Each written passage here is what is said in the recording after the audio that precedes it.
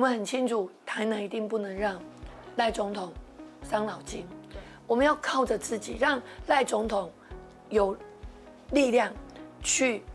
帮忙其他，因为我们除了5个连任的，好，执政要连任，好，这个执政要继续执政了，应该这么说会比较精确一点了哈。就是有2个是连任的，有3个是执政要继续执政的。好，所以5个地方，那我们也希望在这5个地方再堆叠上去，多2个、3个、4个、5个，我们现在越叠越多。那我们自己执政，如果还要让总统担心的话，所以我们势必自己，我们就要团结，然后让总统不要担忧，甚至我们有底气，是因为你像我立委，我可以拿到71%的得票，表示我蓝白绿我都拿得到，而不是说哦我是拿不到蓝白的，因为这一次国民党有推人嘛，民众党也有推人啊，所以他们有推人，可是我一样我可以拿到这样的票，好，就表示基本上我是靠着服务，而且这8年我蹲点，我服务，我也不分党派啊。我的意识形态很绿，你看我们冲锋陷阵，所以我才会讲啊，你怎么会？你过去在地方都说我是战将，然后我要选了就说又把我抹红抹蓝，很奇怪啊！一个人的一个意识形态有可能这样子瞬间转移吗？不可能。应该只有黄国昌吧？对，所以我就说，在这个部分，我们就是稳稳的，然后把整个量能做大。好，我说的，我在选前，我们要选的是最强的母鸡，那一定是我有我的道理。你只有最强的母鸡，你可以把不同党派的吸进来。不要忘了，赖总统连任的时候是72.9，对不对？他的市长连任是72.9，有希望要打破这个。哦，没有，我只是觉得说，我们要往全民市长蓝白，然后去突破。对，我每一个局势都不一样啊，像赖总统当时可以拿到72.9的局势，跟现在整个政治生态都不一样。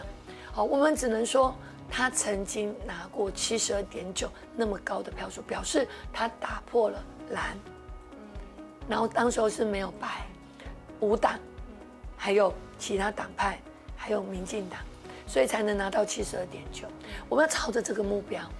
好，就是打破蓝白绿，而且2026更困难的问题是怎么样？因为蓝白一定合，对，没错，跟以前不一样喽。以前是国民党，然后他自己这样子乱搞，可是现在不一样哦。他们夹带着这个气势，他们2026一定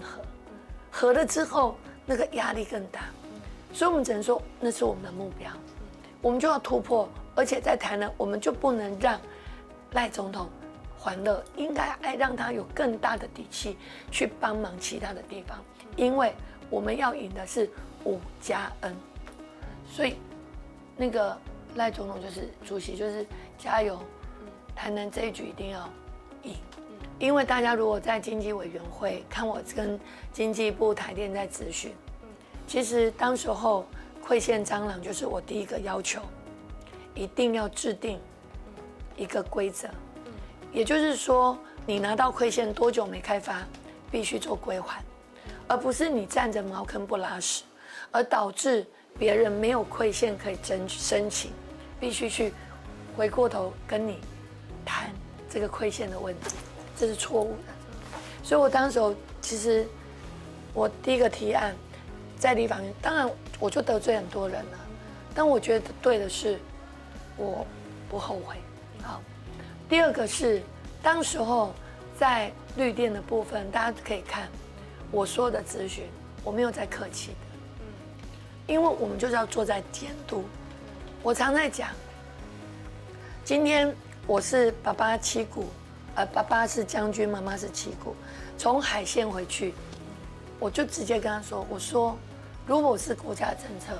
我的内心我觉得很受伤。当我回家的路，回故乡的路，本来是绿荫，但是现在变成光电板。你如何去做管理？你没有管理，到最后会变成一团的烂账。这个我早就已经在前面都跟他们讲过了，就是说从我的咨询，我是站在监督的，而且提醒的。好，我不去否定他们，因为审核都是地方跟中央，而且当时候最早我也开过公听说，本来是中央核定就可以了，我说不行，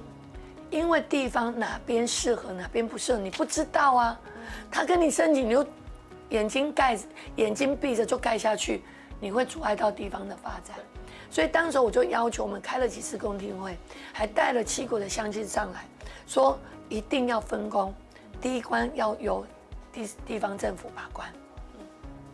我们原本这是一个好的方向，我们哪知道有人要从中，有的没的，这就不是对啊，这不是我们能够预防的啊。所以对我来讲，这是我一路催生的，我就是把它公开、透明、公开，该怎么走 SOP 就是怎么走，没有任何所谓的模糊的空间，开大门走大路。所有要来投资的人，可以要做的人，他就知道他的那一把尺在哪里，而不是因为你没有讲清楚，大家觉得哦，我到底要找谁？我到底要找谁？错了，不用，你只要是在你符合 SOP 的整个申请程序，我相信我们不会去阻扰任何一件。但是重点是要符合地方的需求，人民的声音。所以为什么最后我们会要求你一定要回去开公听会，让人民知道，常常东西点点啊这到人民不知道反弹。所以其实现在很多的争议就是因为这个样子。所以说你就要回归到跟人民沟通、对话。这就是我们要求的 SOP。